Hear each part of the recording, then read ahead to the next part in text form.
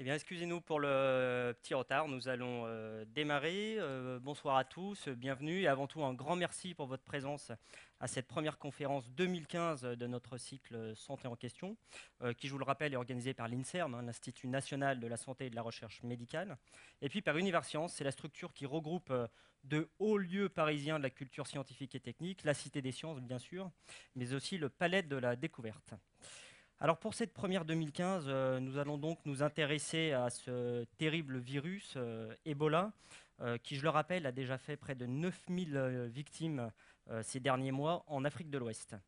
Alors ce soir, nous allons essayer bien, de mieux comprendre le cocktail explosif qui a généré cette situation dramatique, où se mêlent, on va le voir, de nombreux facteurs.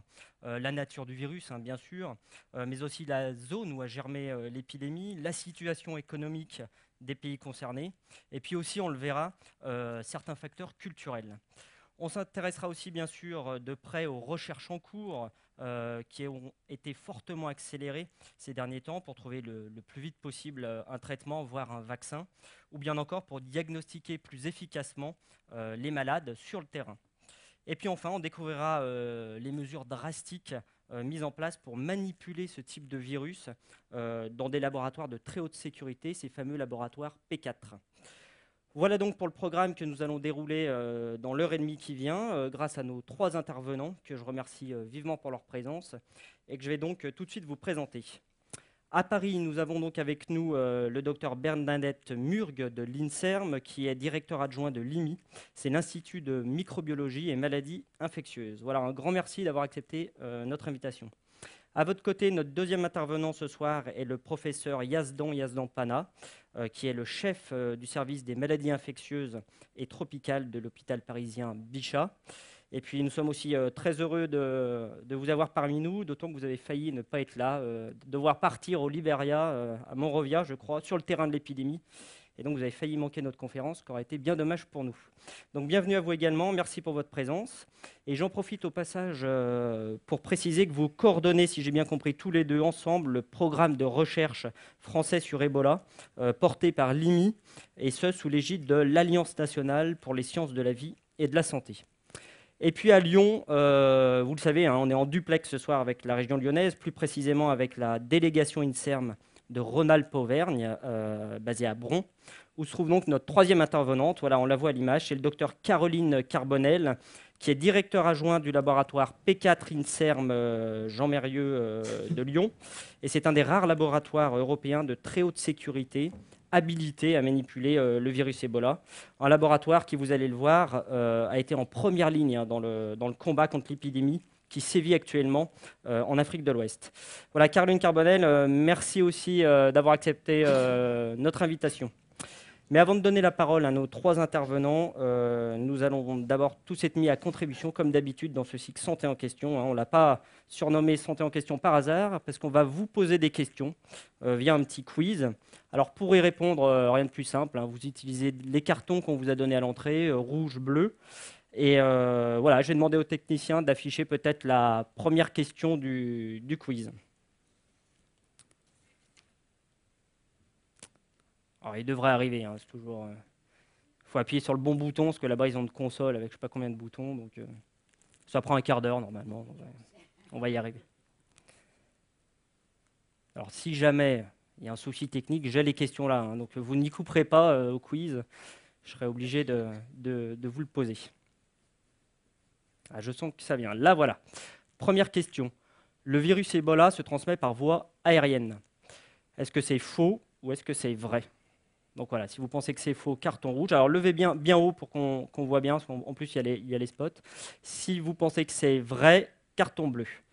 Alors Nejma ici va compter et va essayer de déterminer la couleur dominante.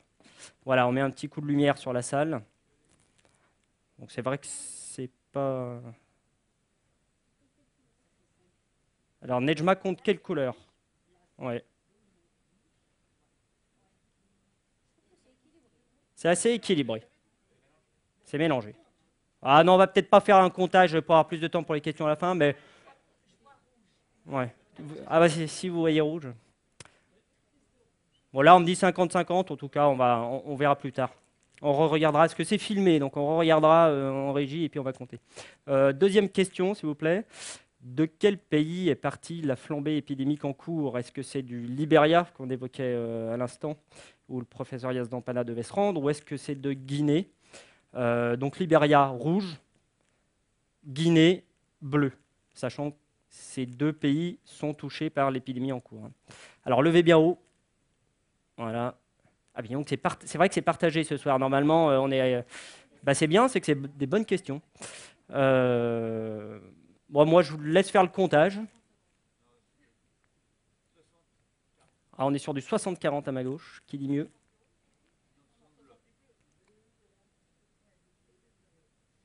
Allez, on passe à la troisième question.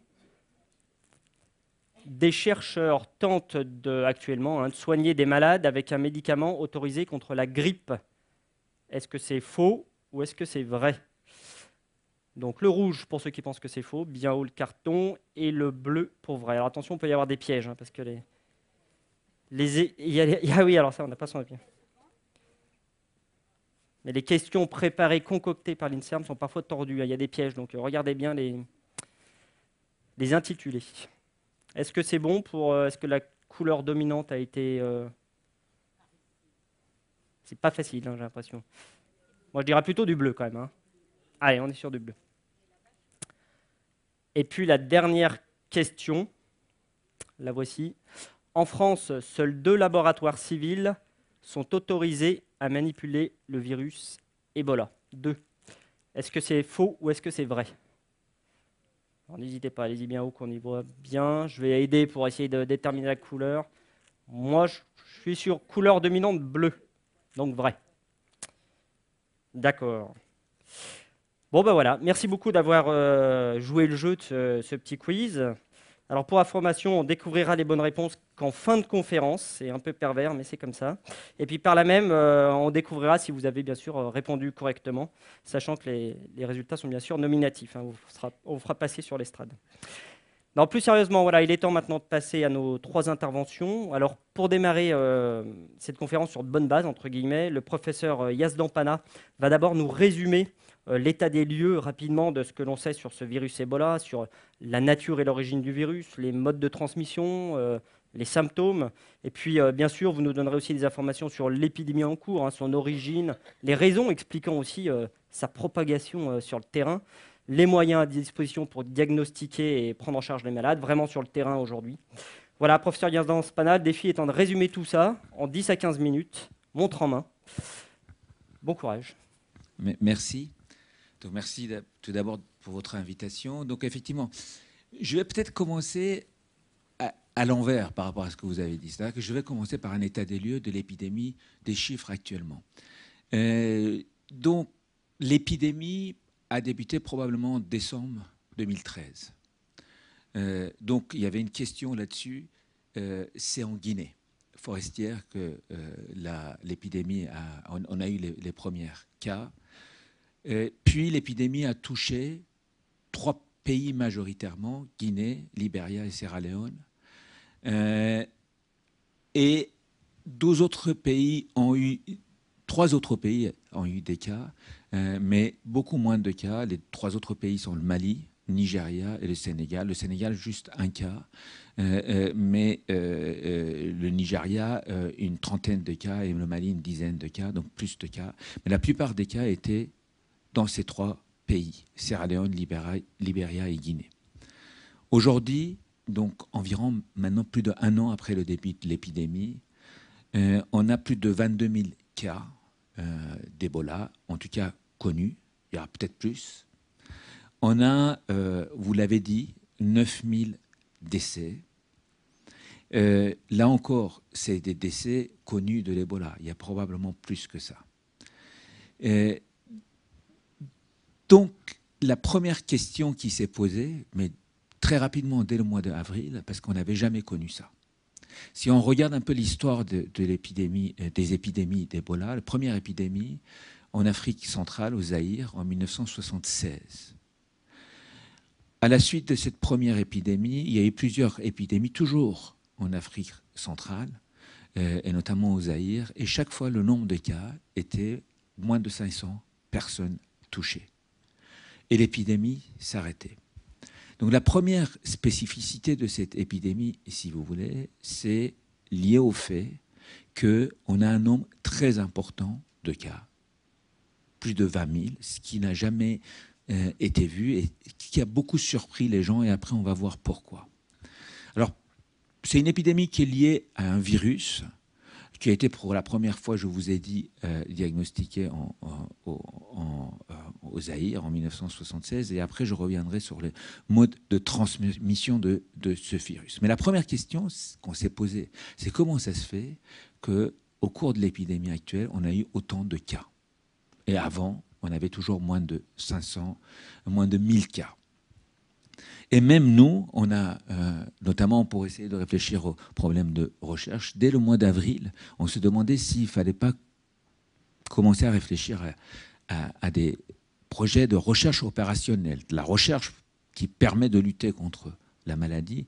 Et on pensait, après avoir discuté avec ceux qui connaissent très bien le virus d'Ebola, parce qu'il n'y en a pas énormément, hein, vu qu'il n'y a pas eu beaucoup de cas dans le passé, et tout le monde pensait que ça allait s'arrêter. Alors pourquoi il y a eu autant de cas? Il y a probablement plusieurs raisons. Premièrement, jusqu'à maintenant, les épidémies d'Ebola, c'était au niveau de l'Afrique centrale. Dans les forêts, dans les villages assez isolés, il n'y avait pas énormément de routes. Ce n'était pas en milieu urbain. Là, pour la première fois, l'épidémie, c'était à l'intersection de... Ça a commencé vers Macenta, en Guinée, qui est vraiment très proche des zones frontalières avec Sierra Leone, avec le Libéria, avec un mouvement de population très important dans les urbaines. Donc ça favorisait la transmission, et l'épidémie a explosé dans ces pays-là. Donc une des premières raisons, c'est que jusqu'à maintenant, c'était vraiment dans des zones forestières, assez isolées, absence de route, etc. Donc l'épidémie s'arrêtait assez rapidement. Là, beaucoup de mouvements de population, beaucoup de commerce entre les trois pays, dans les zones urbaines. Donc la transmission a été beaucoup plus importante.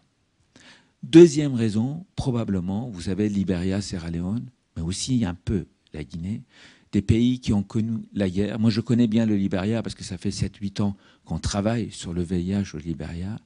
C'est un pays où, quand on est arrivé il y a quelques années, 2005-2006, il n'y avait pas du tout de structure sanitaire.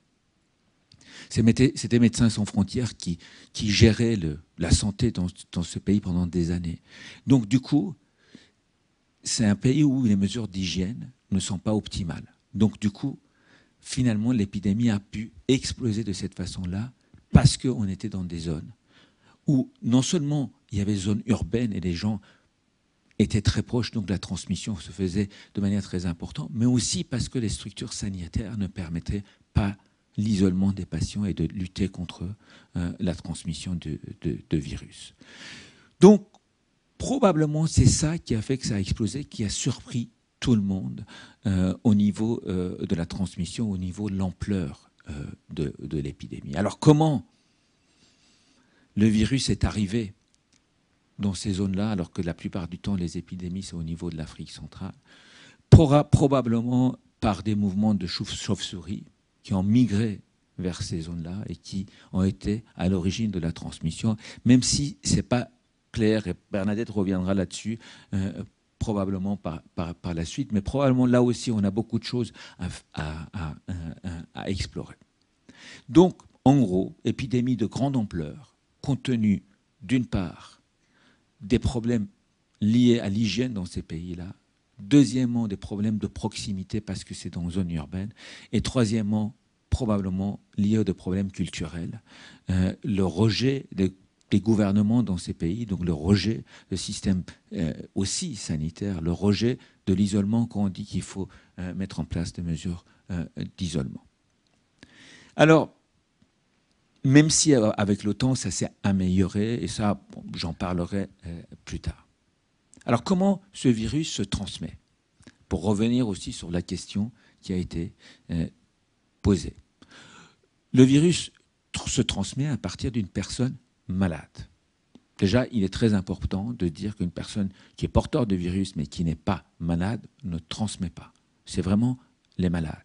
Ça veut dire les patients qui ont de la fièvre ou qui vomissent, qui ont la diarrhée ou qui ont des hémorragies. Et ça se transmet comment? Ça se transmet de personne à personne par les sécrétions, par le contact. Votre question n'était pas facile, hein, parce qu'il y a un débat autour de ça, mais a priori, il n'y a pas de transmission respiratoire. La transmission, il y a eu des études qui ont été faites, notamment chez les patients qui ont pris l'avion alors qu'ils étaient malades, etc., les enquêtes autour de cas. Mais a priori, la transmission se fait de personne à personne, uniquement par les sécrétions ou éventuellement par les surfaces souillées par les sécrétions. Donc pas de transmission respiratoire ou aérienne. Alors, par ailleurs, quand quelqu'un est malade, alors on connaissait les personnes qui avaient l'Ebola, on connaissait l'Ebola comme fièvre hémorragique. Et en fait, ce n'est pas une fièvre hémorragique vraiment. Et ce mot a été d'ailleurs changé un petit peu parce que, en gros, il y a 3 phases de la maladie. Il y a une première phase où les patients ont de la fièvre pendant 2-3 jours, puis une deuxième phase où ils ont des signes digestifs, diarrhée, vomissement très important. Il y a eu des cas qui ont été rapportés chez les patients qui ont été rapatriés jusqu'à 10 litres, 15 litres de diarrhée par jour. Donc énorme. Et une troisième phase qui est la phase hémorragique. Simplement, uniquement 15% des patients présentent des signes hémorragiques. La plupart des patients présentent fièvre et signes digestifs. Et quand on discute avec nos collègues libériens, guinéens, sierra-léonais, en fait, ils disent qu'au départ, ils prenaient ces patients-là pour des gastro-entérites. Parce que c'est une gastro-entérite. Ils n'avaient pas la notion que l'Ebola pouvait être ça. Et ça aussi, au début, ça a beaucoup participé à la transmission, notamment vers le personnel soignant. Donc ça, c'est la symptomatologie de la maladie. Et c'est ces patients qui ont beaucoup de diarrhée, beaucoup de vomissements, qui transmettent la maladie. Et probablement un patient qui a de la fièvre, qui arrive et qui n'a pas encore de diarrhée et de vomissement, ces patients-là sont beaucoup, beaucoup moins contagieux qu'un patient qui arrive, qui a des diarrhées et des vomissements. Vous savez qu'aux États-Unis, donc, il y a eu une infirmière ou 2 infirmières chez qui il y a eu transmission. En Espagne, il y a eu un autre patient. Ces soignants, qui étaient les seuls soignants dans les pays du Nord qui ont été contaminés, l'ont été toujours auprès des patients qui étaient en réanimation, qui étaient dans les phases très avancées de la maladie, qui avaient 10 à 15 litres de diarrhée ou de vomissement par jour. Donc c'était très difficile. Et en général, au moment des déshabillages. Mais ça, je reviendrai. Donc la transmission, vous voyez, surtout personne à personne, contact avec les sécrétions, parfois avec des surfaces souillées. Alors comment on se protège? En essayant de couvrir toute la surface corporelle pour éviter que la peau ou les muqueuses, les yeux, etc., soient en contact avec les sécrétions du patient. C'est pour ça qu'on s'habille en cosmonaute. Et on va le voir, c'est comme ça que dans les pays du Sud, dans des zones d'épidémie, on s'est habillé pour aller voir ces patients pour arrêter la transmission. C'est comme ça qu'ici, on voit les patients. Alors en plus, ici, on a des chambres à pression négative où on isole les patients pour éviter la transmission, etc. On met encore des masques, mais c'est plutôt pour couvrir que pour la transmission respiratoire. Donc vous voyez là, une fois que on se protège bien, normalement, il n'y a pas de transmission. On peut arrêter les chaînes de transmission.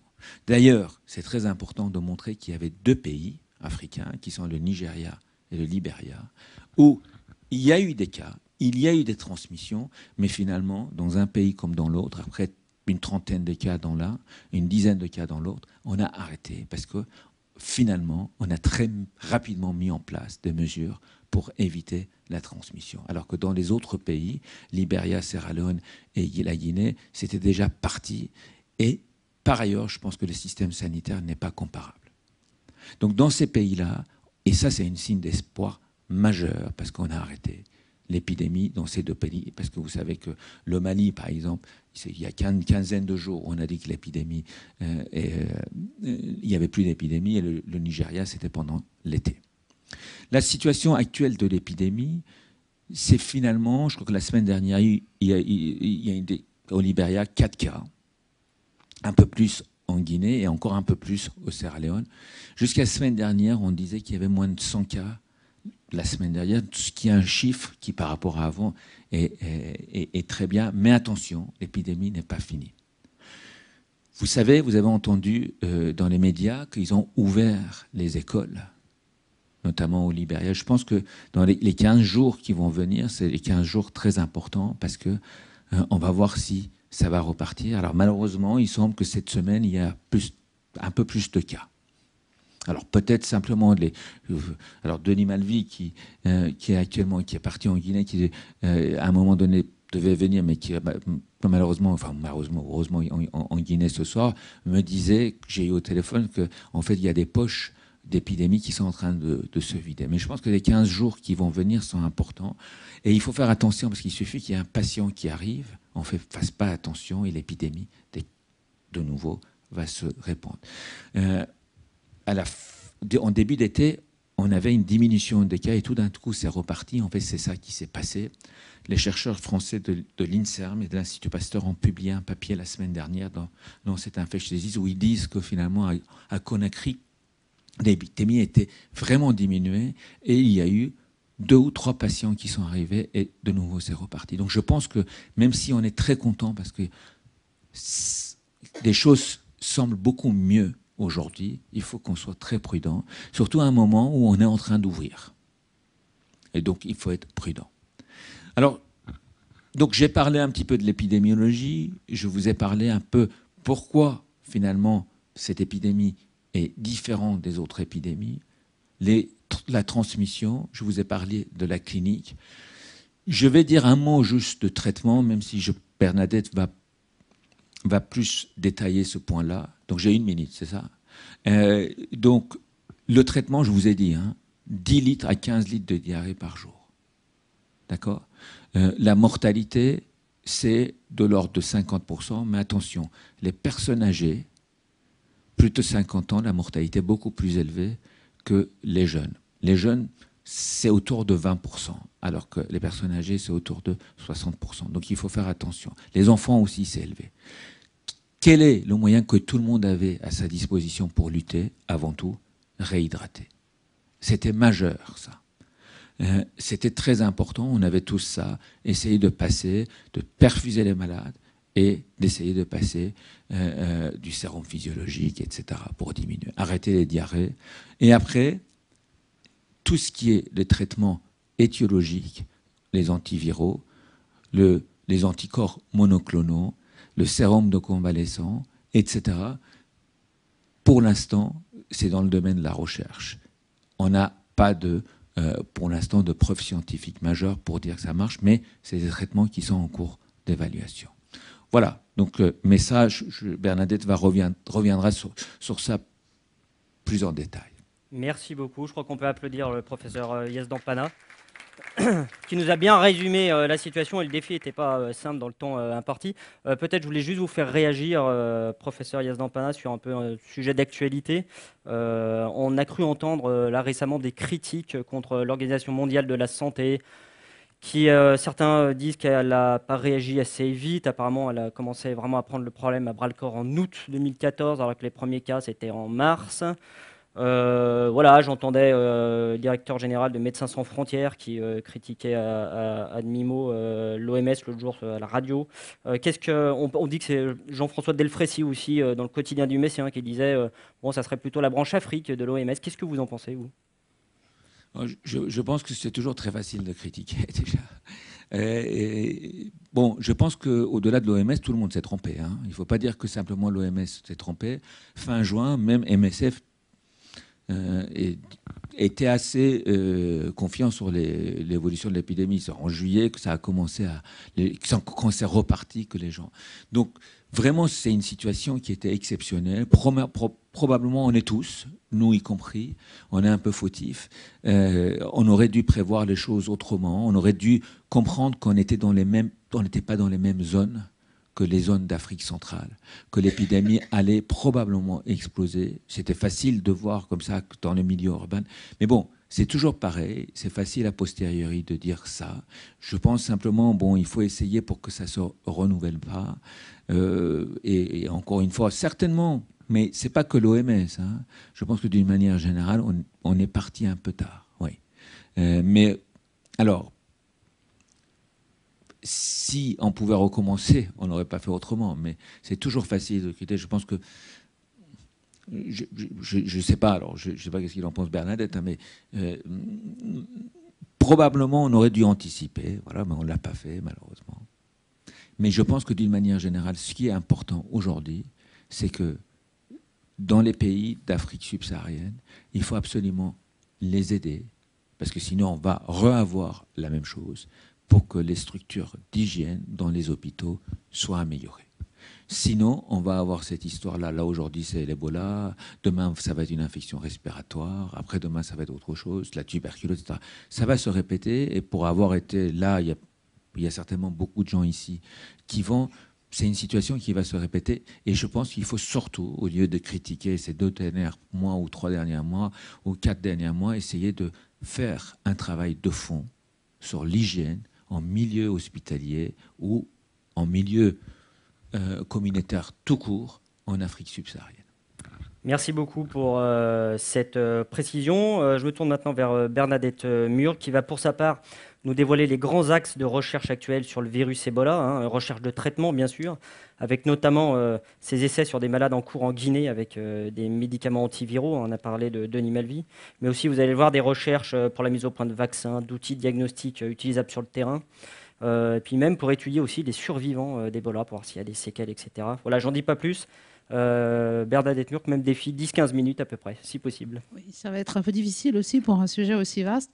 D'abord, merci pour cette invitation et puis bonsoir à tous. C'est un plaisir pour moi d'être là.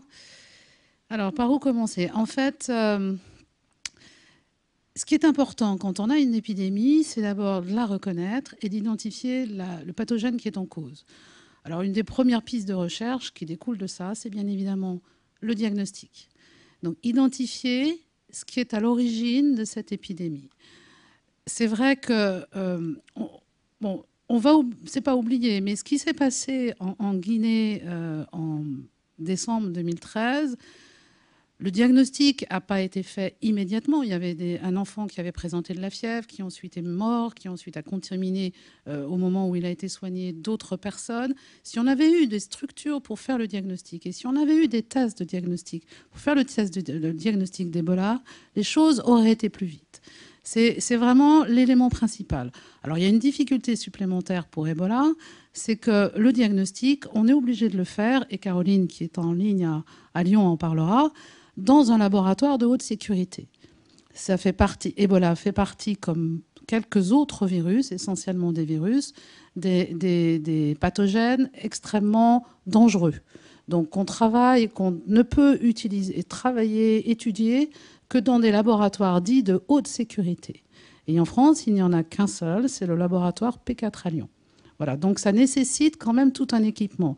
Alors il peut y avoir ce qu'on appelle des laboratoires P4 mobiles qu'on peut transporter sur le terrain. Et c'est quand même ce type de laboratoire qui doit être utilisé pour faire le diagnostic. Donc vous voyez, le diagnostic se heurte déjà à une première difficulté. Il faut pouvoir avoir sur place un laboratoire où l'on puisse manipuler ce virus. Donc, il y a 2 questions qui se posent pour le diagnostic. C'est d'une part, comment peut-on faire pour faire du diagnostic en dehors d'un laboratoire P4, donc d'un laboratoire, y compris d'un laboratoire P4 mobile. La deuxième chose, comment est-ce qu'on peut avoir un diagnostic rapide? Parce qu'un diagnostic actuel tel qu'il est, le diagnostic de confirmation, nécessite une technique moléculaire dont vous avez sans doute entendu parler, qui s'appelle la PCR, c'est-à-dire on va identifier le génome du virus. C'est long, ça prend un peu du temps. Donc il y a des pistes de recherche maintenant pour avoir des diagnostics rapides, qui ne seront pas forcément pour détecter le matériel génétique du virus, mais d'autres composants du virus.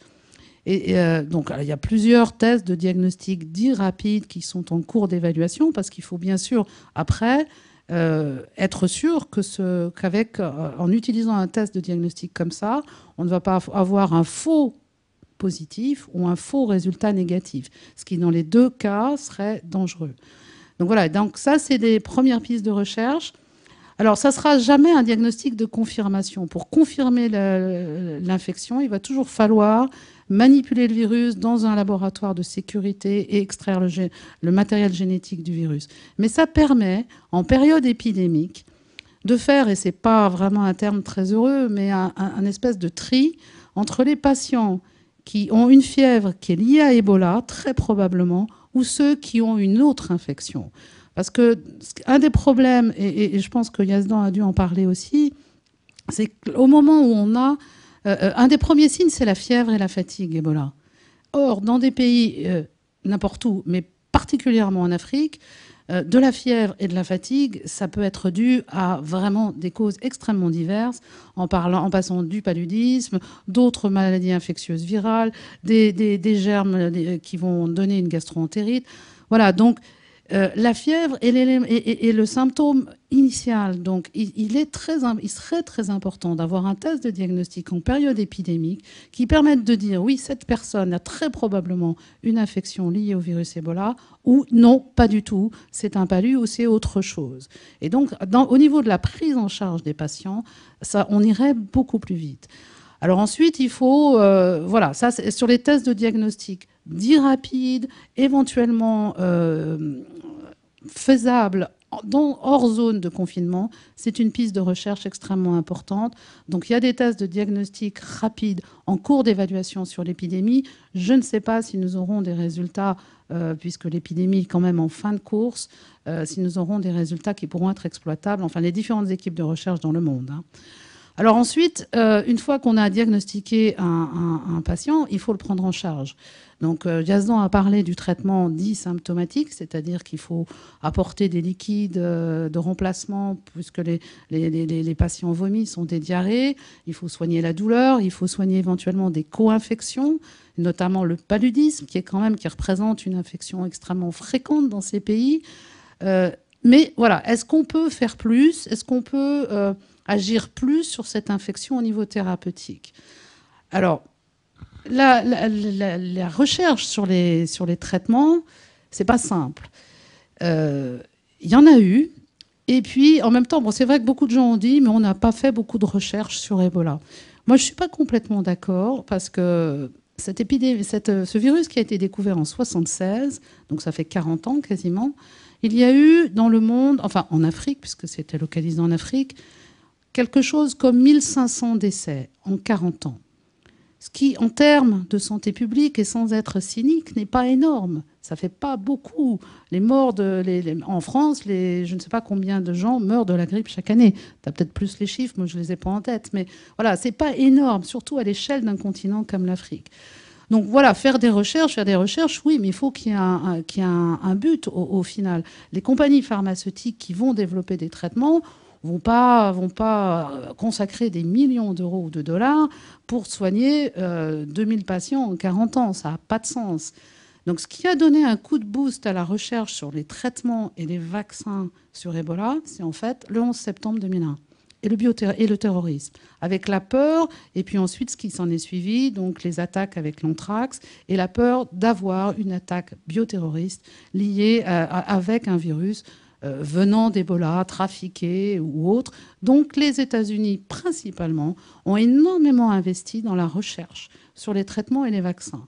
Donc on a eu vraiment depuis 2001 pas mal d'avancées. Il y a d'autres équipes dans le monde qui, sur un plan très en amont, très académique, ont essayé aussi d'avancer pour identifier des nouvelles molécules, des nouvelles cibles virales sur lesquelles on pourrait agir. Voilà, mais après, dans une phase de développement, c'est surtout des financements, on va dire, américains qui ont permis d'avancer sur ce point. Mais voilà, après, on peut démontrer que le virus, que la molécule qu'on aura identifiée est active sur un virus, on appelle ça en culture, dans un laboratoire, alors qu'on met dans des cellules, ça va se multiplier, et puis on va voir si le traitement qu'on a élaboré est efficace. Ensuite, il va falloir passer sur un modèle animal. Et le modèle animal, et Caroline en parlera, ce sont les les primates non humains. Autrement dit, les singes, enfin, c'est des petits singes, une espèce de singe particulière. Et ensuite, on peut passer chez l'homme, avec toutes les phases assez compliquées. Alors, quand on passe chez l'homme, il faut d'abord prouver que ce traitement est bien toléré et ne donne pas d'effets secondaires majeurs. Donc, on l'administre à des gens qui ne sont pas malades, bien sûr, qui sont au contraire en bonne santé, sur un petit nombre de patients. Et ensuite, pour aller plus loin, il va falloir le donner à des gens qui sont malades. Et si on veut montrer son efficacité, on est obligé de passer par ce qu'on appelle des essais cliniques qui sont faits en période épidémique. Le problème, c'est qu'on n'a jamais eu d'épidémie suffisamment longue dans le temps et ayant touché un nombre suffisant de personnes pour qu'on puisse lancer un essai clinique de ce type. Ce qui explique que quand cette épidémie d'Afrique de l'Ouest est arrivée, eh bien, il y avait des molécules qui étaient prêtes, qui avaient été testées dans les différents systèmes, que ce soit cellulaire ou dans le modèle animal, qui avaient, pour certaines, déjà démarré les tests pour vérifier qu'elles étaient sans danger chez les patients, chez les personnes chez lesquelles elles étaient administrées, mais on n'avait jamais pu monter un essai clinique en période épidémique. Parce que monter un essai clinique, il y a un autre challenge derrière, c'est qu'en général, quand vous allez essayer une molécule pour traiter, je ne sais pas, mettons le VIH, on a du temps en général. Ce n'est pas une urgence absolue. C'est quelque chose qui va prendre du temps parce qu'il faut écrire le protocole de recherche. Il faut ensuite avoir une validation par les comités d'éthique. Il faut que tous les aspects réglementaires soient cohérents. C'est une démarche longue. C'est vraiment, et l'éthique est quelque chose de primordial là-dedans. Donc, ça prend du temps. Ça prend, on va dire, entre 7 et 8 mois, quelque chose comme ça. Là, le temps de l'épidémie, c'est un temps très court, même si ça nous semble un peu long, mais c'est quand même un temps court pendant lequel on peut intervenir. Donc ça veut dire qu'il faut raccourcir considérablement tous ces délais. Et au lieu d'avoir du temps devant soi, on va dire entre 8 mois et 1 an, il faut avoir tout bouclé en 2 mois, ce qui est vraiment un autre challenge. Voilà, donc il y a effectivement des molécules thérapeutiques qui sont... au moins 2 qui sont testés durant cette épidémie dans un essai extrêmement... voilà, c'est un projet de recherche. Hein. Ça ne va pas plus loin. C'est pour tester l'efficacité de ce médicament dans un groupe de personnes malades, mais limitées. Hein. Ce n'est pas quelque chose qui va concerner 3000 personnes. Donc ça, c'est un point. Et au niveau des molécules qui peuvent agir... dont on espère qu'elles aient une efficacité, il y a soit des molécules qui vont agir sur le virus et empêcher qu'il se multiplie dans l'organisme. Et on a tendance à dire que plus on intervient tôt, au moment où les symptômes se déclarent, plus on a des chances, avec un médicament antiviral, d'empêcher peut-être l'évolution de la maladie. Ça, on peut encore rien dire pour le moment, mais voilà, c'est l'idée. Ensuite, durant la course de l'épidémie, enfin, au fur et à mesure que la maladie évolue, ce n'est pas tant la multiplication du virus qui va être à l'origine de la sévérité de la maladie, plutôt on va dire une réponse de l'hôte, donc de l'individu lui-même, qui est inadaptée par rapport à l'infection. Donc, une piste pour agir à ce niveau-là, c'est peut-être d'utiliser des molécules qui vont agir sur la réponse immunitaire ou inflammatoire de l'individu. Donc là, il n'y a pas encore eu d'essais cliniques faits en ce sens, parce que pour une question aussi de temps, hein, on ne peut pas tout faire en même temps, on ne peut pas comparer toutes ces molécules en même temps. Voilà, donc on peut soit intervenir en empêchant la multiplication du virus, soit au contraire essayer de booster, entre guillemets, la réponse de la personne malade. Donc ça, c'était le versant traitement. Ce qui est encore mieux, c'est si on peut prévenir l'infection. Et pour la prévenir, bien évidemment, c'est la vaccination. Et vous avez tous, j'imagine, entendu parler des essais qui sont conduits. Et là encore, un challenge énorme, parce que ces boîtes pharmaceutiques qui développent les vaccins, il y en a 3 pour le moment. En général, leur programme de développement, ça prend, on va dire, entre 8 et 10 ans pour arriver à mettre un vaccin sur le marché. C'est une démarche extrêmement longue, extrêmement lourde. De la même manière, là, on va dire qu'au lieu de 6 ans, les choses ont été raccourcies dans un délai de 6 mois et que maintenant il va y avoir un essai à vaste échelle qui va être conduit au Libéria dans un premier temps sur près de 25 000 personnes pour tester un vaccin qui est développé par une boîte pharmaceutique, et c'est pas un mystère d'ailleurs, qui s'appelle GSK. Voilà, donc ça c'est les diagnostics, traitements, prévention sont les choses essentielles pour identifier l'infection, prendre en charge les patients et si on veut prévenir de futures infections. Alors après, il y a d'autres questions de recherche qui se posent. C'est par exemple, pourquoi l'épidémie a émergé maintenant en Afrique centrale alors qu'il n'y en avait jamais eu? C'est pas complètement... c'est pas quelque chose qui était complètement impossible dans la mesure où les chauves-souris qui transmettent ce virus, qui est l'élément initial, sont également dans cette zone d'Afrique de l'Ouest, c'est-à-dire le sud de l'Afrique de l'Ouest. Mais pourquoi à ce moment-là, on connaît à peu près l'événement qui s'est produit et comment peut-être la première personne s'est infectée. Mais ce qu'on ne sait pas, c'est par exemple, est-ce qu'il y a d'autres foyers qui peuvent venir directement par une transmission animale? Pourquoi certaines zones sont peu atteintes alors que d'autres sont vraiment beaucoup atteintes? Est-ce que, aussi, une autre question sur laquelle on ne sait pas grand-chose, on peut être infecté par le virus sans faire de symptômes, ce qu'on appelle des formes asymptomatiques. Une minute. Et ces formes asymptomatiques, des gens ont le virus, vont le multiplier, mais ils ne vont pas faire de symptômes. Et alors, est-ce qu'ils sont a priori pas capables de transmettre la maladie, puisque Yazdan disait très bien qu'on n'est infectieux qu'à partir du moment où on présente des symptômes. Mais ce qui serait intéressant, c'est de savoir est-ce qu'il y a quand même malgré tout des gens qui, en étant infectés, vont pas faire de maladie, et pourquoi certains, au contraire, vont faire des formes extrêmement sévères. Donc là aussi, il y a tout un tas de recherches qu'il serait nécessaire de conduire. Mais on va s'arrêter là. Merci beaucoup. Je pense qu'on peut applaudir aussi Bernadette Murg. Je suis désolé de vous couper, mais comme ça, on respectera bien les 20h30 à la fin. Juste, je rebondis sur un petit point aussi d'actualité. J'ai écouté encore la radio l'autre jour et il y a Ségolène Royal qui était invitée dans Tous Politique sur plein de sujets, tout sauf Ebola. Mais à un moment, elle a sorti cette phrase et je me la suis notée. Je me suis dit, il faut que je fasse réagir les intervenants. Elle a dit, vous savez que l'épidémie actuelle d'Ebola est due à la déforestation. Alors, est-ce qu'il y a des pistes de recherche parce qu'on entend aussi parler du rôle du changement climatique, de la déforestation, etc. là-dessus. Est-ce qu'il y a des pistes de recherche là-dessus pour essayer de comprendre pourquoi ça explose comme ça a explosé ça c'est des causes un peu environnementales. Il peut y avoir. Dans le cas d'Ebola, c'est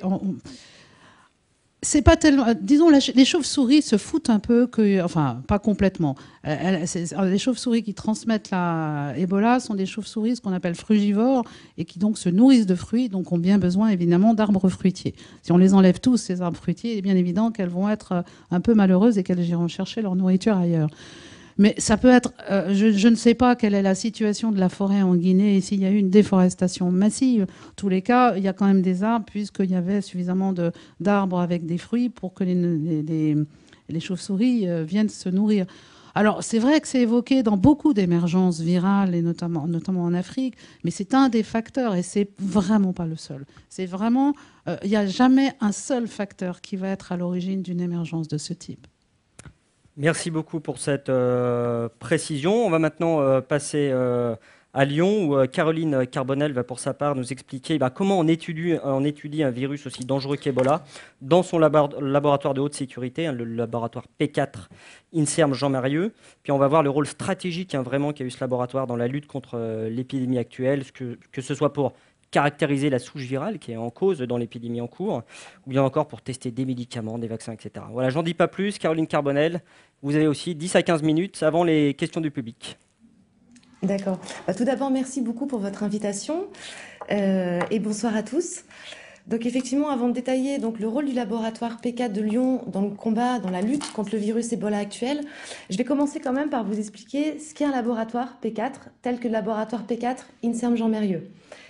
Alors, les laboratoires P4, ce sont des zones dites de haut confinement qui sont dédiées à l'étude et donc la manipulation des agents les plus pathogènes, les plus dangereux pour l'homme, que sont les agents du groupe de risque 4. Alors, En effet, il faut savoir que les agents biologiques sont classifiés selon leur dangerosité pour l'homme et la collectivité. Et ces groupes vont du groupe 1, qui concerne les agents qui sont non pathogènes pour l'homme, qui n'induisent pas de maladie, vers le groupe de risque 4, qui est le plus élevé et qui, en fait, comprennent les agents qui répondent à une définition extrêmement précise. Donc ces agents provoquent des maladies graves et très sérieuses chez l'homme et ont un taux de mortalité élevé. Alors, notamment dans le cas d'Ebola, vous avez dû bien l'entendre, ces taux de mortalité peuvent varier entre 20, 30, jusqu'à 80% de mortalité des personnes infectées. Ce sont des agents qui provoquent des maladies pour lesquelles il n'y a ni traitement ni vaccin. Et ce sont des agents qui sont caractérisés donc, par une transmission, on en a parlé tout à l'heure, homme à homme, extrêmement facile. Tous les représentants de ce groupe de risque 4 sont actuellement des virus, uniquement des virus. Et ces virus sont responsables de fièvre hémorragique. Alors on a bien sûr le virus Ebola, mais pas seulement. Un virus apparenté qui s'appelle le virus Marburg. Le virus Lassa, qui lui sévit de façon assez régulière aussi en Afrique de l'Ouest. Des petits cousins qui ont provoqué des flambées en Amérique du Sud, qui sont appelés virus du Nouveau Monde, qui sont Guenarito, Sabia, Machupo, Lujo, le virus de Crimée-Congo qui lui touche les populations majoritairement en Afrique, Moyen-Orient, Asie et aussi les Balkans. Et on a également des virus qui provoquent des encéphalites gravissimes tels que les virus Nipah et Hendra qui ont été identifiés à la fin des années 90 et qui sévissent principalement dans les régions d'Asie.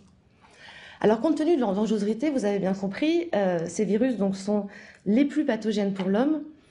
Les structures qui sont conçues pour les étudier, pour les manipuler, doivent répondre à un double impératif. Celui de protéger les chercheurs qui les manipulent, bien sûr, mais aussi de protéger l'environnement, c'est-à-dire éviter la dissémination de ces agents vers l'extérieur. Donc pour répondre à ces objectifs, il y a des mesures qui sont très strictes, des procédures et des mesures techniques, technologiques qui sont mises en place. Parmi celles-ci, on notera notamment l'air du laboratoire qui est en pression négative, afin d'éviter que l'air puisse s'échapper de cette structure. Des chercheurs qui travaillent dans ce laboratoire qui ont une formation vraiment spécifique, très rigoureuse, et qui sont donc habilités pour travailler et qui évoluent en scaphandre.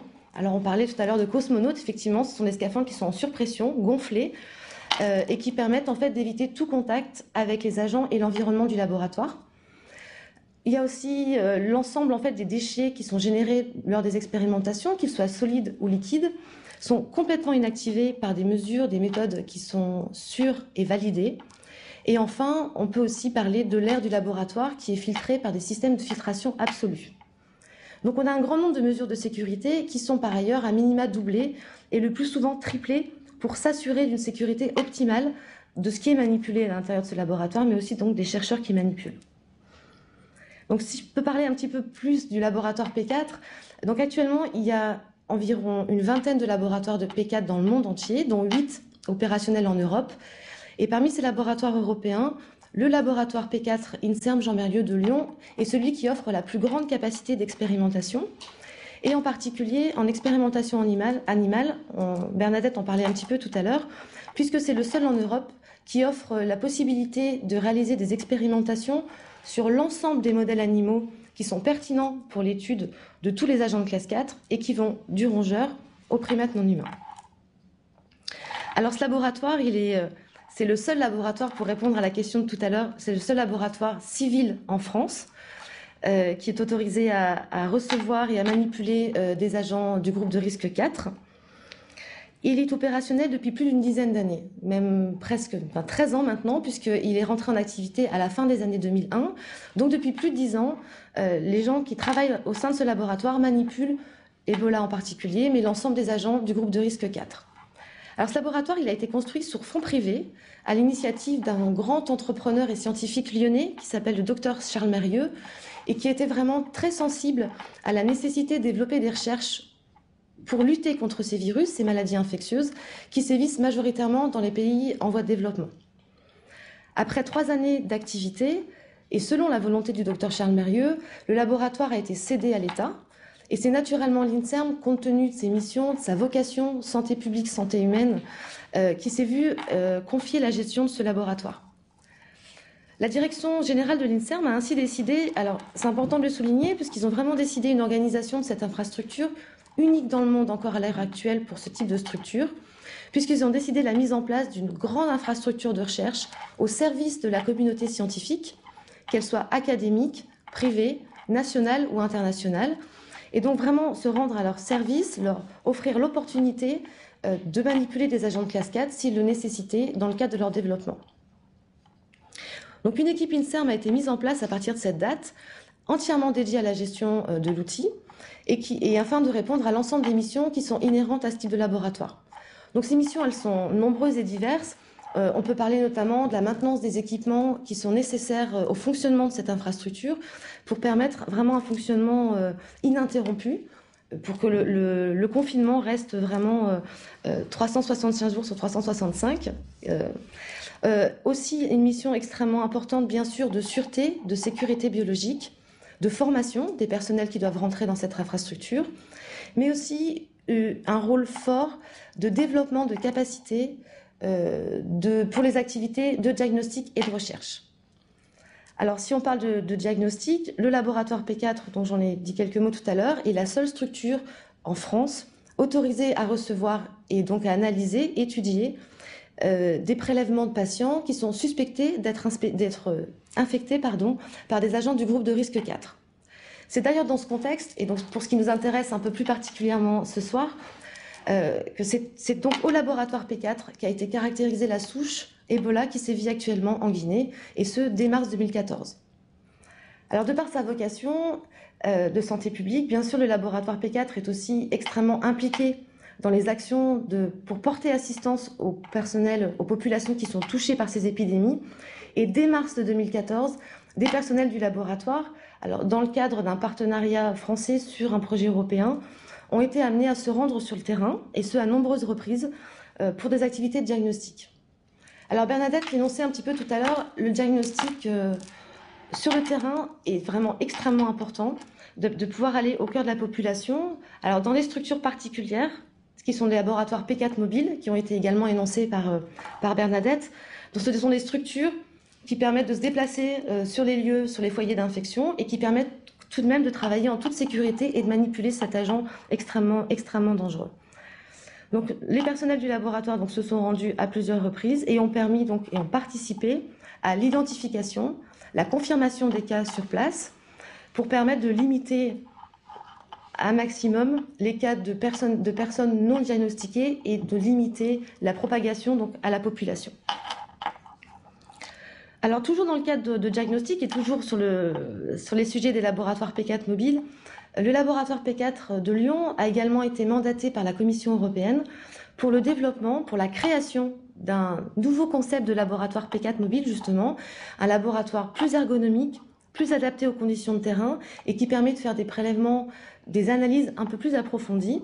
Et ce laboratoire sera d'ailleurs déployé en Guinée le mois prochain, en complément et vraiment en support des équipements qui sont déjà actuellement en Guinée, puisque tout de même, on parle peut-être d'une diminution de cette épidémie, mais comme l'a dit Yazdan, je pense qu'il faut quand même rester prêt et rester actif pour s'assurer que l'épidémie va vraiment ralentir. Et d'autre part, ce laboratoire P4 a une mission très importante, donc le P4 mobile sur le terrain, a une vocation très importante de formation des personnels locaux, puisqu'il nous semblait vraiment primordial de pouvoir s'assurer d'une transmission du savoir-faire de diagnostic et ainsi une pérennisation dans ces pays de ces méthodologies et de ces techniques. Alors ensuite, si on part un peu plus sur le penchant recherche, compte tenu de ses grandes capacités, de son expertise et son expérience, le laboratoire P4 de Lyon participe à de nombreux projets sur les différents axes de recherche qui ont été énoncés par Bernadette, donc qui ont pour objectif le développement d'outils diagnostiques avec des participations aux validations des outils de diagnostic rapides, donc qui peuvent être utilisés directement sur le terrain au lit du patient, une participation à des développements plus standardisés de tests de diagnostic, puisque actuellement il y a vraiment très peu de tests standardisés et un accent très important a été mis pour le développement de ce type de méthodologie, mais également bien sûr une implication dans les recherches visant à développer des vaccins et des traitements. Alors, les actions qui sont conduites par le laboratoire P4 dans ce cadre vont des approches préliminaires en milieu cellulaire, donc l'observation en cellules et l'identification de molécules qui pourraient avoir un effet antiviral contre le virus Ebola. Aussi à la caractérisation, alors on n'en a pas beaucoup parlé, mais d'un pouvoir neutralisant, on réfléchit quand même à la possibilité éventuellement de pouvoir traiter des patients par de sérums des patients qui auraient survécu à l'infection grâce à la production d'anticorps. Et on cherche à savoir si ces anticorps sont neutralisants, s'ils peuvent vraiment bloquer la propagation du virus dans l'organisme d'un personnel infecté. Donc ce test d'effets neutralisants sont également réalisés au sein de notre structure. Mais également une implication très forte, et ça de par sa capacité unique en Europe, sur tout ce qu'on appelle test préclinique, test sur l'animal, pour tester l'efficacité de différentes molécules à visée thérapeutique ou vaccinale, donc dans le modèle animal, et notamment en primate non humain, qui est le seul modèle pertinent pour le virus, enfin pour les maladies à virus Ebola. Donc voilà, je pense que ce laboratoire, en plus de par sa vocation santé publique, s'est vraiment mobilisé, alors bien sûr, en lien et dans le cadre de la coordination nationale de lutte contre le virus Ebola, et essaye vraiment d'être présent et d'être extrêmement réactif sur l'ensemble des axes de recherche qui ont été développés. Alors juste pour conclure, quand même, je pense qu'il est vraiment très important de souligner la mobilisation extrêmement importante de l'ensemble de la communauté scientifique et médicale pour pouvoir développer à court terme donc, des moyens, des méthodologies, des moyens de lutte contre le virus Ebola, notamment pour l'épidémie qui est en cours. Et ne pas oublier l'importance des recherches qui sont menées depuis déjà plusieurs années. On parlait de l'identification du virus Ebola en particulier depuis 40 ans.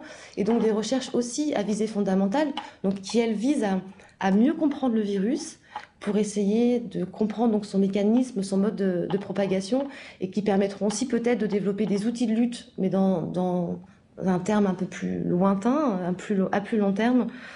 Mais ces études sont vraiment importantes pour le virus Ebola, mais également pour l'ensemble des agents de classe 4, pour permettre vraiment de lutter contre ces maladies infectieuses qui sévissent, je répète une fois de plus, majoritairement dans les pays en voie de développement. Voilà. Merci beaucoup. Merci. Je pense qu'on peut l'applaudir également. Merci beaucoup. C'est vrai qu'on a compris que dans la lutte contre Ebola, votre laboratoire est quand même un peu central, enfin au départ en tout cas, pour caractériser la souche, tester des médicaments. Je sais que vous avez notamment fait les évaluations du fameux Favipiravir, cet antiviral qui est utilisé actuellement sur des malades en Guinée. Alors du coup, par exemple, sur cet exemple-là, le Favipiravir, maintenant qu'on le teste sur vraiment la zone de l'épidémie, est-ce que vous continuez quand même des recherches, je ne sais pas, pour essayer d'améliorer les doses, peut-être sur des primates, ou de combiner des médicaments? Est-ce que les recherches continuent, par exemple, sur ce médicament, alors qu'il est déjà testé en phase clinique sur vraiment des patients? Oui, bien sûr. Il y a un axe de recherche qui continue sur des molécules telles que le Favipiravir. Je pense que c'est extrêmement important de pouvoir s'assurer d'optimiser ces essais cliniques, ces traitements. Donc effectivement, il y a des axes de recherche qui sont mis en place et qui sont réfléchis pour tester, optimiser l'efficacité de telles molécules et aussi optimiser la dose, s'assurer que les doses qui sont libérées, enfin qui sont injectées aux patients sont les plus optimales possibles et voir si effectivement la combinaison avec d'autres molécules ne pourrait pas induire une efficacité plus importante. Merci beaucoup pour cette précision. On va laisser la parole au public. Voilà, nos 3 intervenants sont vraiment à votre disposition. Profitez-en. Voilà, donc il suffit de lever la main bien haut. Il y a des micros à disposition. On va vous les amener. Alors, toutes les questions sont les bienvenues. On est entre nous. Il n'y a pas de mauvaises questions. N'hésitez pas. Une seule règle, par contre, c'est des questions courtes si possible et des réponses courtes aussi pour qu'on puisse en prendre le maximum. Donc redonnez bien votre micro une fois que vous avez posé les questions. Voilà, allez-y. Bonsoir. Merci pour vos interventions. Est-ce qu'il est facilement détectable, la forme asymptomatique de Ebola par PCR? Et est-ce que la souche actuelle du virus Ebola est similaire ou est-ce qu'il est différente des autres souches qu'on a détectées depuis 1976? Alors voilà, c'est une question compliquée.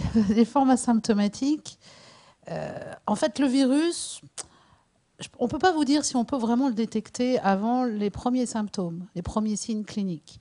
A priori, Il semblerait que non, parce que même chez des patients qui présentent des symptômes, parfois il faut refaire le diagnostic 2 jours après pour confirmer qu'il s'agit de cette infection.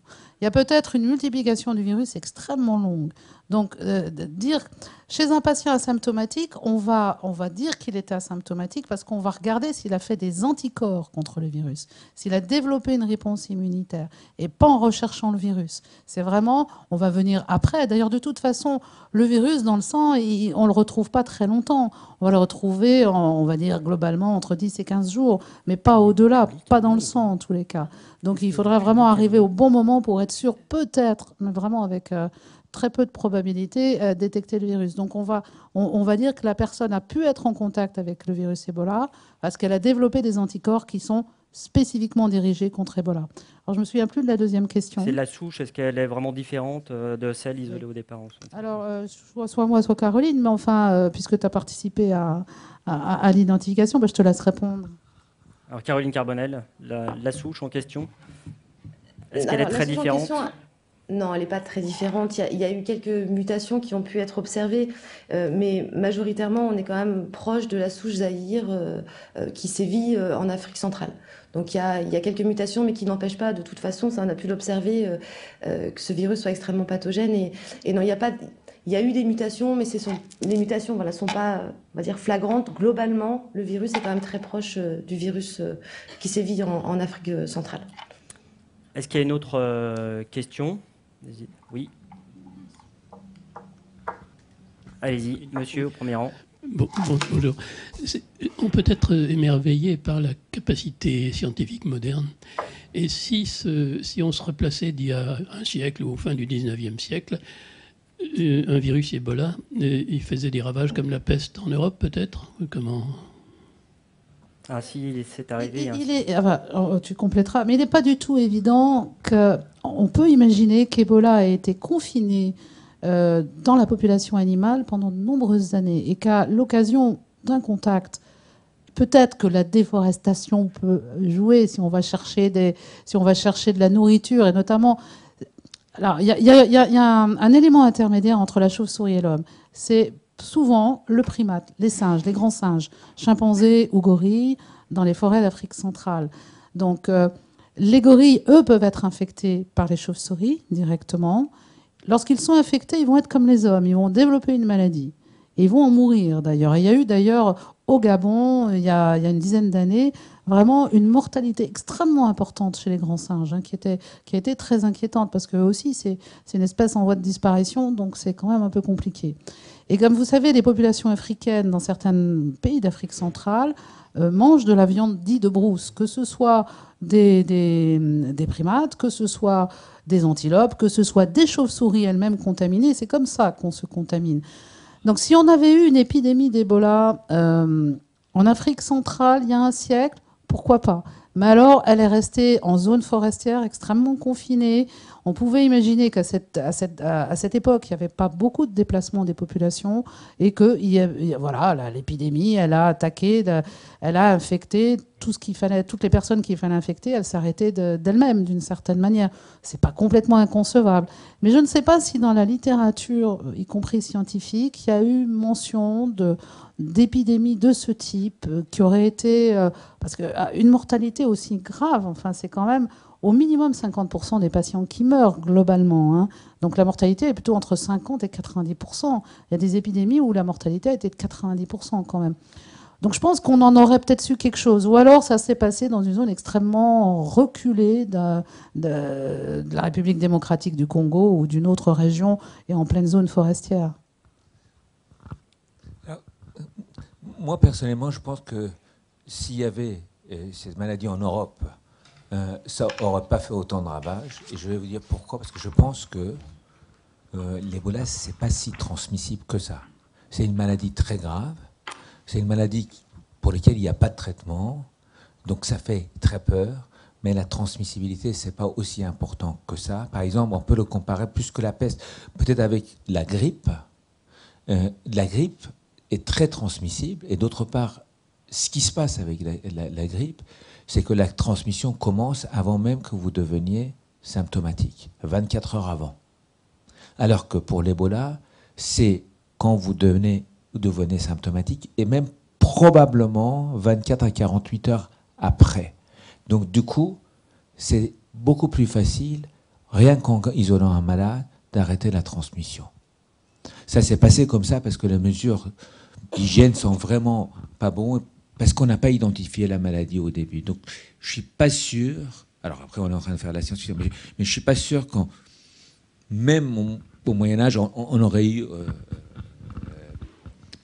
parce que je pense qu'on peut facilement le... Voilà. Alors, par contre, la densité de population, c'est en faveur. Hein. Ça, c'est... Est-ce qu'il y a une autre question? Alors, je vois des bras qui se lèvent. Je vous laisse gérer avec les micros. Bonsoir. Moi, j'ai une question par rapport à la culture. Vous aviez dit au début que la culture jouait dans la transmission. Est-ce que vous pouvez nous en dire un petit peu plus, s'il vous plaît? Alors, je vais essayer de commencer après parce que... Alors, je pense qu'il y a déjà un certain nombre... Il y a des gens dans la salle, d'ailleurs, qui connaissent peut-être probablement mieux que moi.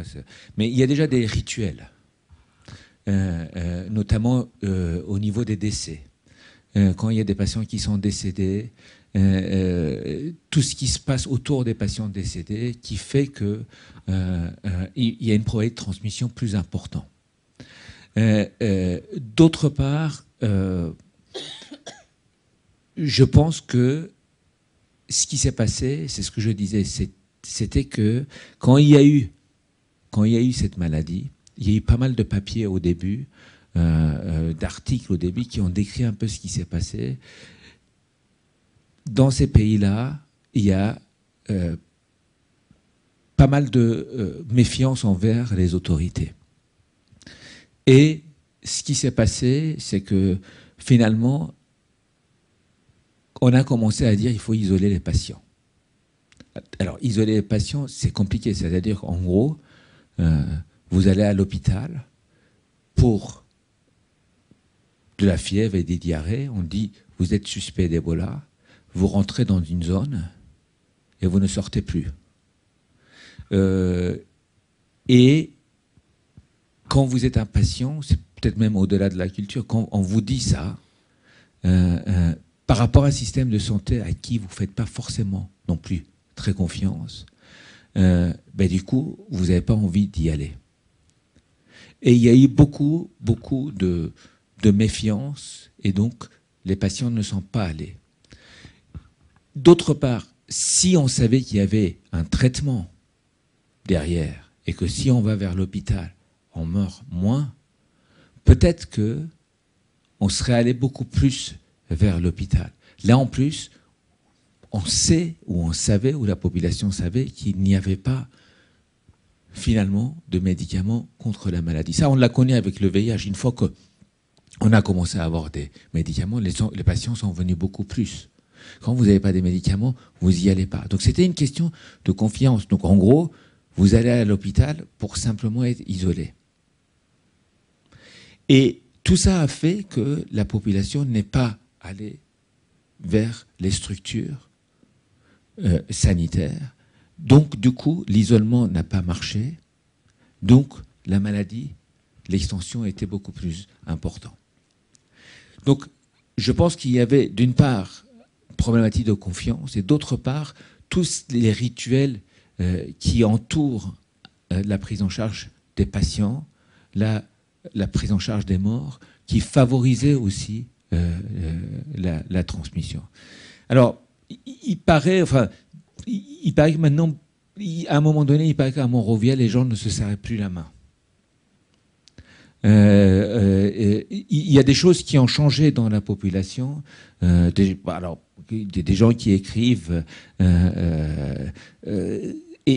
probablement, ce serait important de voir quel impact ça a eu dans des pays après l'épidémie. Est-ce que les choses ont changé? Est-ce que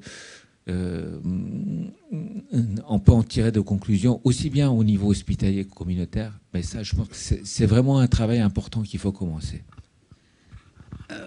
Juste un point, je pense. Effectivement, au niveau culture, Gazdan a très bien expliqué pourquoi, mais il y a quelque chose, moi, qui m'a frappé, et c'est pas la première fois d'ailleurs, mais quand il y a eu les cas aux États-Unis, on a vu le délire qui s'est emparé de la population américaine et des médias. pour quelques cas qui étaient parfaitement contrôlés, avec la recherche de boucs émissaires, la théorie du complot, et on retombe dans les mêmes choses, je veux dire. Alors, au niveau africain, la théorie du complot, c'était plutôt les Blancs qui viennent se servir de nos corps pour en prendre quelque chose, et pourquoi pas. Au niveau des pays développés, dits développés, on avait d'autres images de boucs émissaires et d'autres théories du complot. Mais les choses sont similaires. Alors, c'est vrai que la différence, s'il y a une épidémie d'Ebola dans les pays dits du Nord, on la contrôlerait vite parce qu'on a tout ce qu'il faut. On a le diagnostic. Enfin, on peut isoler les patients, on peut tracer les cas contacts, et malgré tout, on y arriverait. Mais le climat de peur est le même. Et on l'a bien vu pour la vaccination pour la grippe H1N1, où on a eu 7% de la population qui s'est vaccinée en France, ce qui n'est rien du tout, parce qu'il y a eu la peur du vaccin. Donc, je veux dire, et plein de théories du complot, les industries privées veulent nous injecter des choses bizarres, qu'est-ce qu'il y a dans ce vaccin, voilà. Il y a eu tout un tas de rumeurs qui a circulé là-dessus. Donc, les cultures, oui, sont différentes, mais elles peuvent avoir les mêmes effets, même si on n'a pas les mêmes objets. Est-ce qu'il y a une autre question? Voilà, prenez le micro, allez-y. Oui, vous avez dit que c'était la chauve-souris qui était le réservoir primaire, donc avant les grands singes. Il me semble avoir vu quelque part que la chauve-souris était aussi le réservoir de plein d'autres maladies. Et il y a des gens qui disaient que la chauve-souris, bien qu'étant un mammifère, avait un système immunitaire complètement différent, complètement, pas simplement différent de nous, et qu'elle était capable de survivre à ce genre de choses. Mettez le micro bien près. Qu'est-ce qu'il en est exactement de cette histoire de système immunitaire de la chauve-souris? Pas grand-chose sur le système immunitaire de la chauve-souris, c'est quand même un peu compliqué. Vous avez tout à fait raison. La chauve-souris, mais ça recouvre, quand on dit la chauve-souris, ça recouvre des centaines d'espèces de chauves-souris. Hein. Donc il faut quand même être prudent là aussi. Mais c'est vrai qu'elles sont réservoirs, c'est-à-dire qu'elles ont la capacité d'être infectées par des microbes, virus ou bactéries ou parasites, sans développer. Elles vont multiplier ces pathogènes dans leur organisme sans présenter aucun symptôme de l'infection. Donc elles ont développé effectivement quelque chose d'un petit peu particulier qui leur permettent de se protéger vis-à-vis de ces infections répétées, sans développer de pathologie. Et c'est vrai qu'il y avait un article qui est sorti récemment où on s'interroge qu'est-ce que ça peut être, mais à ce stade, ce ne sont que des hypothèses. Ah ben complètement, comme tout, c'est des mammifères mais qui volent et donc ils migrent. Et donc effectivement, il y a toute une zone de migration. Mais les chauves-souris qui, a priori, sont réservoirs d'Ebola, sont dans une zone qu'on connaît assez bien et qui est vraiment toute l'Afrique subsaharienne. Enfin, c'est le sud de l'Afrique de l'Ouest jusqu'au sud de l'Afrique centrale. Et c'est dans cette zone-là où c'est confiné, où on a émergence. Mais bon, on ne connaît pas tout. Et il peut y avoir peut-être des virus de type Ebola qui émergent dans d'autres régions du monde. Et d'ailleurs, il y avait un virus qu'on appelle le virus Reston qui a été identifié aux Philippines. Et parce qu'il avait été à l'origine d'une mortalité chez des singes. C'est un virus qui a la particularité, c'est un virus Ebola, hein, il est différent de celui qui sévit actuellement en Afrique de l'Ouest, mais heureusement, même si les hommes peuvent être infectés, les infections sont dites asymptomatiques. Il n'y a pas de symptômes, donc il n'est pas pathogène pour l'homme. Mais il aurait la capacité peut-être d'infecter le cochon en donnant des infections symptomatiques. Voilà, donc c'est un virus qui est là pathogène pour des animaux, mais a priori pas pour l'homme. Voilà. Une autre question? Je vois pas de... Ah si, il y a des bras qui se lèvent. C'est bon. Oui, bonsoir. Je voulais vous demander, en fait, je n'ai pas bien compris pour le traitement antiviral. Il y en a un qui est en cours d'expérimentation sur une partie de la Guinée, le Flavipiravir. Donc ça veut dire qu'il va être après étendu à la... Enfin, on peut imaginer qu'il va être généralisé pour tous ou c'est juste un test clinique sur un échantillon de population? Alors, les essais cliniques, c'est ce qu'on appelle un essai clinique phase 2 qui ne se fait que sur un nombre très limité de patients. Pour le moment, on n'a pas de résultats analysés qui permettent de vous donner des résultats actuellement. Ça devrait peut-être être connu dans les semaines qui viennent, mais pour le moment, c'est trop prématuré. Caroline Carbonel, peut-être. Ah, il ne marche plus votre micro. Oui, vous m'entendez? Oui. Oui, Caroline Carbonel, je voulais vous faire réagir Oui. là-dessus sur les médicaments, parce qu'on comprend bien Oui. que ça passe en tout cas sur culture cellulaire et puis animale au départ par votre laboratoire. Aujourd'hui, il y a beaucoup de différents traitements expérimentaux que vous êtes en train de tester encore. Ce que j'ai entendu parler, alors on parle de ces antiviraux hein, comme le favipiravir, mais aussi de projets de criblage de molécules qui agiraient sur les cellules de l'hôte, donc la personne infectée, etc. Vous pouvez nous dire un petit peu les différents types de recherches qui sont menées sur les médicaments actuellement? Nous refaire un petit point là-dessus.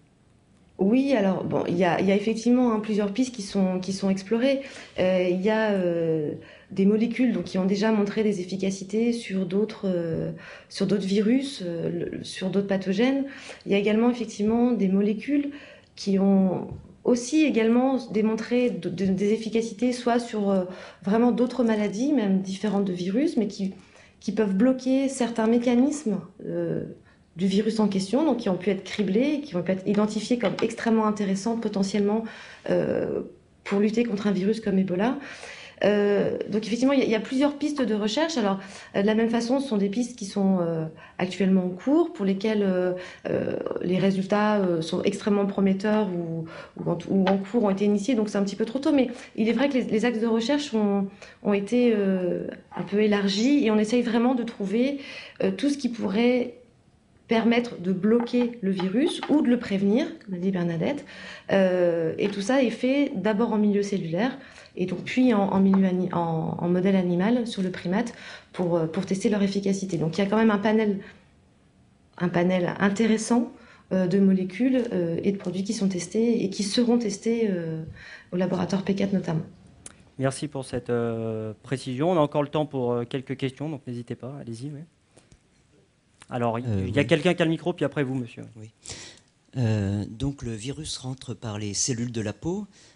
On connaît les récepteurs. Et pourquoi ça passe pas par les cellules des voies respiratoires? Oui, pourquoi ces contaminations, peut-être, est-ce qu'on le sait, pourquoi c'est par contact avec des fluides et pas, enfin, a priori, pas par voie aérienne finalement. Mais je pense que c'est parce que le virus est présent dans les fluides et pas, par voie aérienne. Si vous voulez, le virus est présent dans les vomis, dans les liquides biologiques, en fait. Hein. Et par voie aérienne, c'est pas ça que vous avez. Il faudrait un postillon, à la limite. Ouais, en postillon, possible. Mais si vous voulez, la quantité est beaucoup plus faible, quoi, en fait. Hein. Ce qui n'est pas le cas dans, par exemple, la grippe. Il y a un tropisme très important pour le poumon, parce que la grippe, ça touche, enfin, pour le poumon, pour les voies respiratoires. Là, le tropisme de virus d'Ebola, il y a rarement des atteintes pulmonaires. Vous voyez, c'est beaucoup plus des atteintes digestives. Donc, du coup, le virus n'est pas présent dans les voies respiratoires, donc la transmission est probablement zéro par voie respiratoire. Alors que c'est dans les selles, dans les vomis, le sang, bien sûr, hein, si jamais il y a des hémorragies, dans les urines, et on dit même dans le sperme, même si là c'est un peu plus compliqué, il peut y avoir. Alors dans le salive aussi, il semblerait qu'il y ait, mais bon, là aussi c'est différent, il faut vraiment qu'il y ait une exposition importante. Et imaginez que quelqu'un qui est exposé à 10 litres de diarrhée, la quantité de virus à laquelle il est exposé. Surtout que quelqu'un qui a des 10 litres de diarrhée, ça veut dire qu'il a des virémies, donc une quantité de virus très importante. Parce que sinon, il n'aurait pas eu 10 litres de diarrhée. Allez-y, monsieur, oui. Oui, vous dites que la contamination est par donc l'urine, les excréments, puis les vomis. Bon, tout ça, ça peut éventuellement passer dans les égouts. Et comment que ça se passe? Il y a des pays où les conditions d'épuration sont pas très bien bonnes, d'une part. Et d'autre part, il y a aussi tout le personnel qui est chargé du nettoyage. Est-ce que les produits courants sont efficaces? Je pense à l'eau de Javel, le Grésil, qui sont couramment utilisés dans ces pays. Alors, l'eau de Javel, bien sûr, est couramment utilisée. Ici, oui, les solutions hydroalcooliques. Alors, après... sur les égouts, tout ça, il faut que le virus reste vivant, quoi. Hein. Donc c'est pas la même chose. Ça veut dire que en général, premièrement, le virus est très sensible à la javelisation. D'autre part, la durée de vie de virus n'est pas très long. Il y a une étude qui a été publiée où en fait autour d'un patient dans la chambre d'un patient, ils avaient prélevé les différents endroits. Sur les stéthoscopes, sur les murs, sur les tables, sur les gants, etc. Pour voir s'ils trouvaient des virus. Ils ont trouvé uniquement du virus quand il y avait du sang. Sinon, ils n'ont pas trouvé. Donc, si vous voulez, j'ai dit que la transmission par voie indirecte, ça veut dire par les surfaces, etc., était possible, mais c'est rarissime.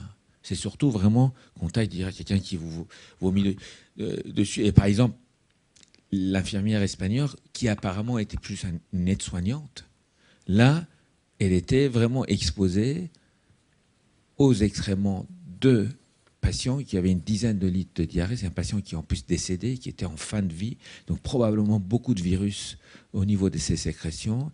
Et c'est au moment du déshabillage qu'elle a fait une erreur. Ça veut dire qu'en enlevant, et là, en général, ce qui se passe, c'est qu'ils ont des doigts qui sont sales et qui se frottent les yeux. Parce qu'en fait, on ne dit pas assez, hein, mais je sais parce que nous, dans le service, on l'a fait. Être pendant 45 minutes ou plus en habit de cosmonaute, après, on a une chose, c'est de se frotter, se gratter, etc. C'est pas facile. Peut-être moi j'ai une dernière question pour Caroline Carbonel. On parlait des peurs générées alors en Afrique par ce virus, envers les autorités, etc. Est-ce qu'en France, à Lyon, où est basé votre laboratoire P4, les gens, les riverains, les gens qui travaillent ou qui vivent c'est vers Gerland, je crois, est-ce que vous êtes obligé de communiquer pour leur expliquer, parce que est-ce qu'il y a des craintes qui s'expriment, comment ça se passe? Et puis aussi en termes de, il y a eu des vagues d'attentats, en termes de protection militaire, comment ça se passe aussi? Est-ce qu'il y en a ou pas?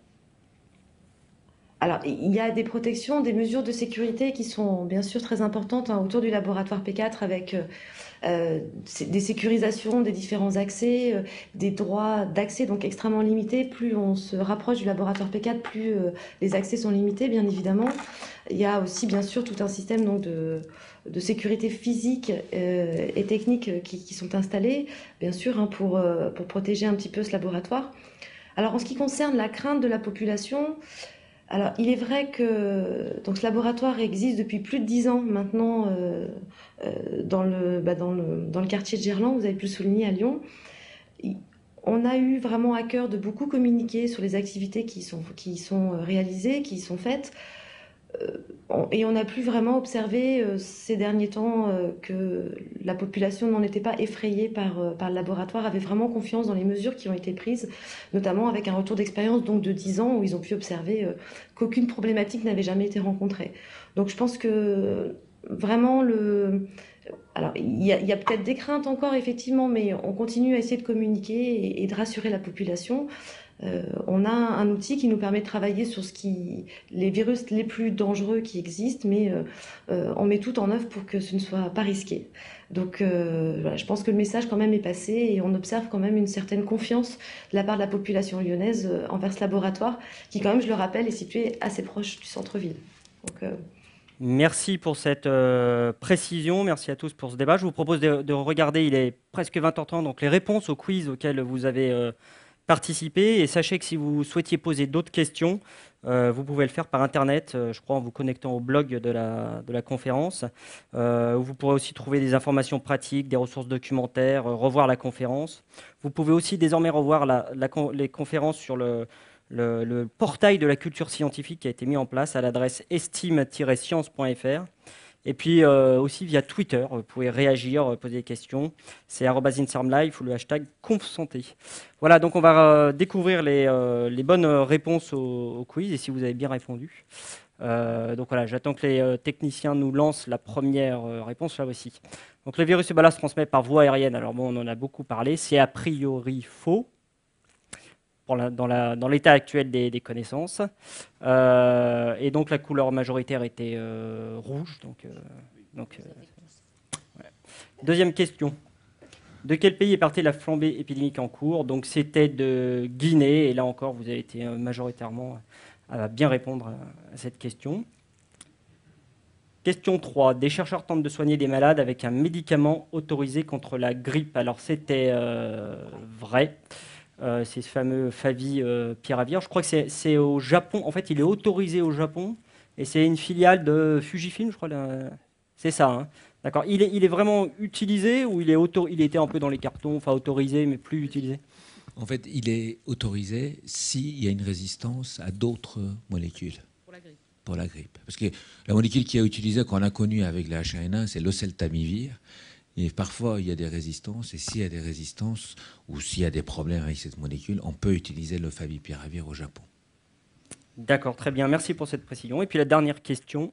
En France, seuls 2 laboratoires civils sont autorisés à manipuler le virus Ebola. C'était faux, parce que alors, la subtilité, c'était qu'il y avait un seul laboratoire civil.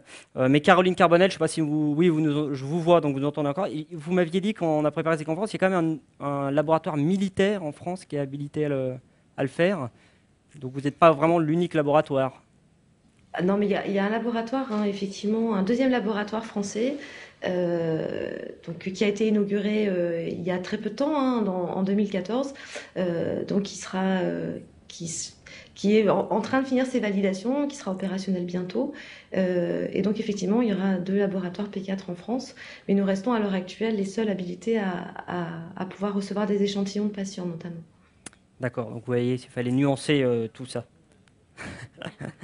Voilà, avant de conclure, une très rapide information pour vous dire que notre prochaine conférence Santé en question se tiendra le jeudi 12 mars à 19h ici même et sera consacrée à un sujet complètement différent mais tout aussi passionnant, ça sera l'autisme. Voilà, donc merci à vous tous pour votre participation, merci aux techniciens là-haut de la Cité des Sciences, aux équipes organisatrices, à l'INSERM, à Univers Sciences et à Bron, et puis à la Cité de la Santé qui nous aide dans la préparation de ces conférences. J'en profite pour remercier aussi la mairie de Paris, le site internet pourquoidocteur.com, la Case d'Aine Populaire et l'excellent magazine La Recherche. Mais surtout, encore un grand merci à nos 3 intervenants qu'on peut applaudir une dernière fois pour le temps qu'ils nous ont consacré. Voilà, bon retour à tous et puis rendez-vous le 12 mars.